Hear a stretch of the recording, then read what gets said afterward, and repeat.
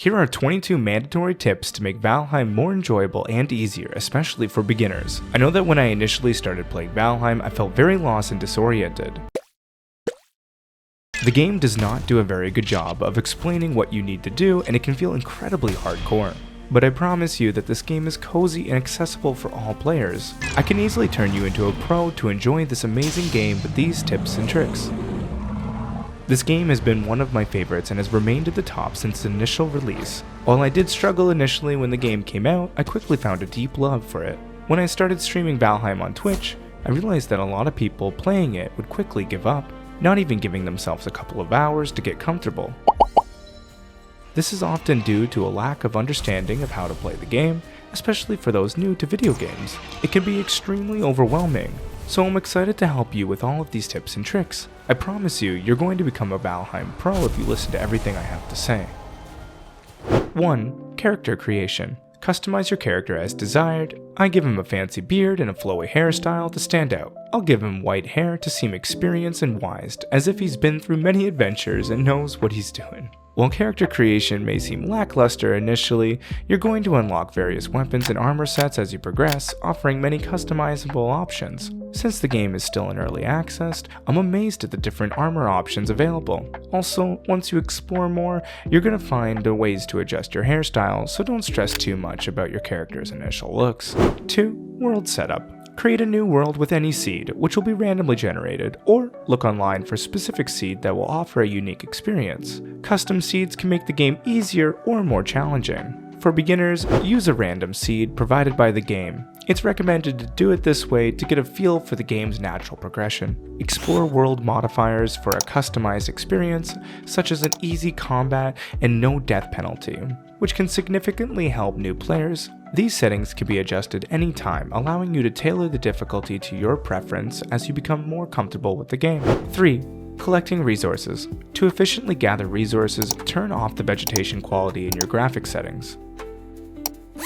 This makes it easier to spot branches, stones, and food items such as raspberries and mushrooms, which are essential for your survival. These resources can often be found near your starting spawn area. You'll find them behind the boss stones. Additionally, remember to register your first boss, Eikthyr, by interacting with the corresponding runestone. This will mark the boss's location on your map, guiding you as you progress. 4. Crafting tools. Start by crafting basic tools like a hammer, axe, and club. Collect stone and wood to unlock the first few recipes. The hammer is crucial for building structures, while the axe and club help you gather materials and defend yourself. Press tab to open your inventory to craft these items. As you gather more resources and unlock additional recipes, continue upgrading your tools to improve their effectiveness. 5. Building in the Meadows. When you start to build your home, make sure to do so in the Meadows.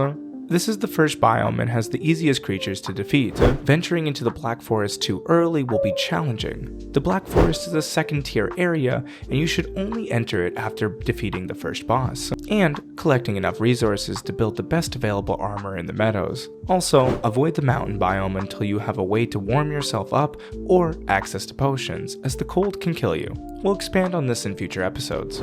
6. Building a shelter. Use pre-existing structures to save time.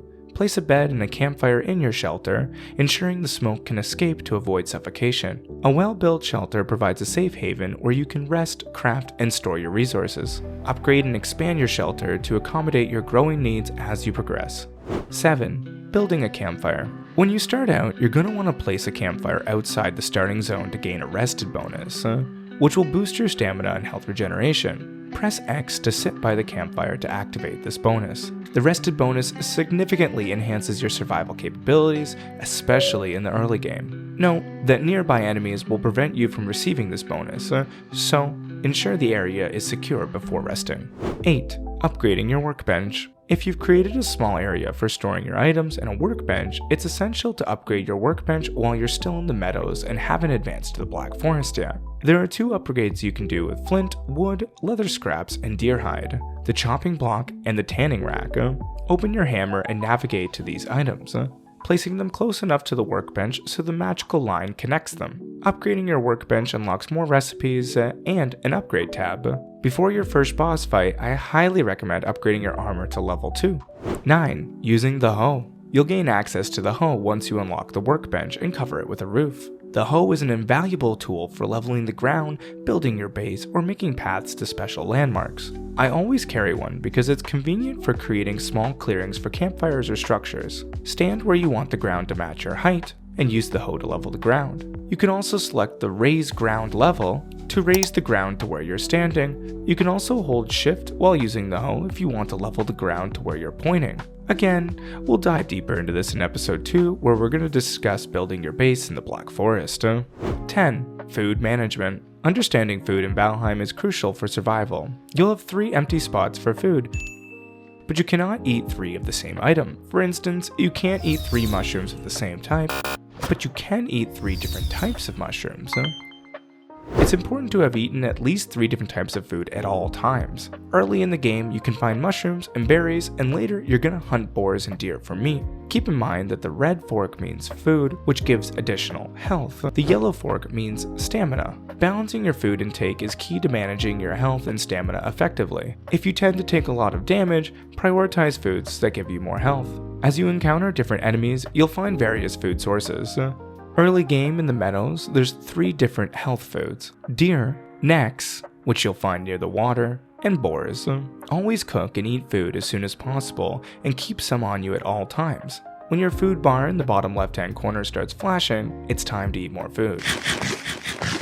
11. Enemies in combat. Greylings, one of the first enemies you'll encounter, are afraid of fire. Craft a torch to keep them at bay. Learning to parry is essential for effective combat. Right-click right before an enemy attacks to parry, which allows you to deal critical damage. If parrying is difficult, dodge by holding right-click and pressing the spacebar. This gives you iframes, helping you avoid damage. Practice these techniques to improve your combat skills and increase your chances of survival. 12. Using the bow. Once you get access to a bow, you'll quickly realize that it's extremely difficult to aim. This is because the first bow, the crude bow, is quite poor. If your target is far away, you'll need to aim higher to compensate for the arrow drop. This can be frustrating, so practice by setting up fake targets and some wood to get comfortable with aiming mechanics. This practice will help you avoid scaring off enemies and improve your hunting skills. 13. Using the Minimap. Open the map by pressing M and enable the feature so that your friends can see you by clicking in the bottom right-hand corner. Use the middle mouse button to ping specific locations, which is helpful for navigation. This is particularly useful when playing with friends, as it allows you to coordinate and share points of interest. Additionally, you can press Q to make your character automatically walk, allowing you to continuously move while having access to the map. So that way, you're not interrupting your movement. 14. Status effects. In the top right corner, you'll notice status effects that change depending on what you're doing in the game. These effects can provide bonuses or negatively impact your character. If you get confused about what each status effect does, press Tab to open the inventory and click on Hugin, the little raven in the top right-hand corner. This will give you all the active status effects and their descriptions. 15. Managing your inventory. Use chests to store excess items and keep your inventory organized. Press Ctrl on your keyboard and left-click to transfer items quickly. Always keep food on you, as it's essential for maintaining your health and stamina. Managing your inventory effectively ensures that you have the necessary resources for crafting and survival without being encumbered by excess weight. And if you're anything like me, well, I love the loot, so I always want to collect as much as possible while I'm out exploring. 16. Marking locations. Mark important locations like your home base and fire pits on your map. This will be helpful once you enter the Black Forest, where navigating becomes more challenging. Marking locations helps you remember where essential resources and points of interest are located, making exploration and resource gathering more efficient. 17. Gathering and hunting. Search the meadow for boars and deer for meat and hide. Craft a bow using boar scraps to hunt deer more effectively. Sneak up on deer by pressing Ctrl to sneak and get a critical hit for remaining undetected. Hunting provides essential resources for crafting and cooking, improving your survival capabilities. As you become more proficient in hunting, you'll be able to gather resources more efficiently and craft better equipment. 18. Stealth and hunting. Sneak up on deer, as mentioned before, by pressing Ctrl, and manage your stamina to avoid scaring them away. If your stamina runs out while you're trying to hunt, you'll automatically stand up and scare away whatever you're hunting. You can also throw your spear with the middle mouse button for extra damage. Practice your stealth techniques to improve your hunting success rate. Over time, you'll become more skilled at sneaking up on animals and taking them down quickly and efficiently. 19. Beehives and honey. A tip that I would highly recommend is finding beehives. You're gonna find beehives scattered around the world in pre-generated structures. You can remove these beehives by either throwing your spear at them or shooting them with a bow and arrow. Once you get access to one of the bees that you'll be collecting, you're gonna want to make sure that you go into your hammer when you're back at your base and set up a beehive so that you can continuously harvest honey. This is going to be used for potions later down the road. Not to mention, if you eat raw honey as one of your 3 food options, it has a healing ability that will continuously heal you after you eat it for a little bit, which is extremely helpful if you want to use it when fighting enemies, especially early game. 20. Defending your base. Build an outside perimeter with wall stakes and place torches to deter the greylings. Use workbenches around your base to prevent enemies from spawning inside, or even around the outside. Regularly maintain and upgrade your defenses to ensure your base remains secure for enemy attacks. We'll go into more detail about crafting a well-defended base in episode 2. 21. Defeating Eikthyr. Now, I'm going to teach you how to defeat the very first boss in the game, Eikthyr. Remember when we registered the boss location at the beginning of this video? You're going to need to go to that spot. You can open up the minimap, click the middle mouse button, and ping that location and start walking in that direction. Make sure you've eaten your food and gotten a rested bonus right before the fight. This is essential for survival. I highly recommend doing this during the day because at night you'll face more enemies and negative statuses effects like the cold. If it's raining, avoid the fight and wait for sunny weather. Ensure you're well stocked on arrows and have practiced your dodging skills. Fire arrows are especially helpful for maintaining distance.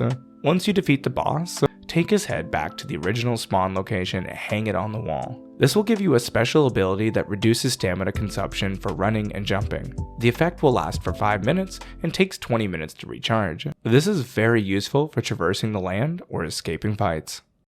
22.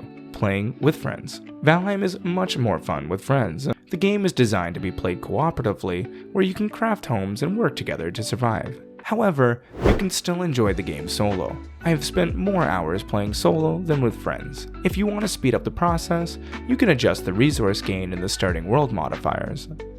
Although not initially intended by the developers, this option can help if you get impatient, especially if you have ADHD like me. Now, I have over 700 hours in Valheim, and this is one of my most beloved games. I'm more than happy to help anybody out if they have questions. You can leave them in the comments and I will assist you as much as possible. Anyways, I hope that these tips have helped you get started to have a more enjoyable Valheim experience. Okay, thanks. Bye.